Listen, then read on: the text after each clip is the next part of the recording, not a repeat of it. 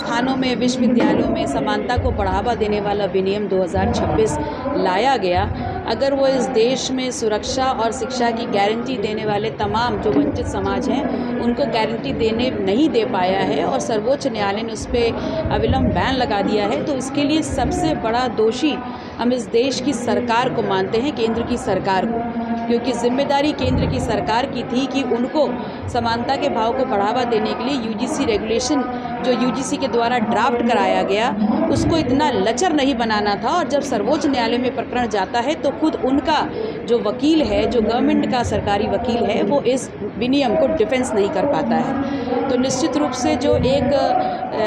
Confusion create किया गया सड़कों पे, जो एक कन्फ्यूजन आम जनमानस के बीच में है, उसके लिए इक्विटी रेगुलेशन 2026 ना लागू हो पाने के लिए सबसे बड़ा कारण केंद्र की भारतीय जनता पार्टी की सरकार है। पर शोषण होता है, भेदभाव होता है, और ये बात हम नहीं कह रहे। स्वयं ये जो आंकड़े निकल के आए हैं यूजीसी के बाद और जिसको सर्वोच्च न्यायालय ने माना है, जिसको भारतीय जनता पार्टी की केंद्र सरकार ने माना है कि जातिगत भेदभाव का आंकड़ा जो है वो 118% बढ़ा है, तो बहुत ज़रूरी हो जाता है कि इस भेदभाव के आंकड़े को हम उस पर रोक लगाई जाए और किसी भी प्रकार के शोषण और किसी भी प्रकार के शोषक के ऊपर लगाम लगाई जाए, ताकि इस देश में जो लोकतांत्रिक व्यवस्था लागू है उसमें सर्व समाज के हर बच्चे को समानता से शिक्षा का अधिकार मिल सके।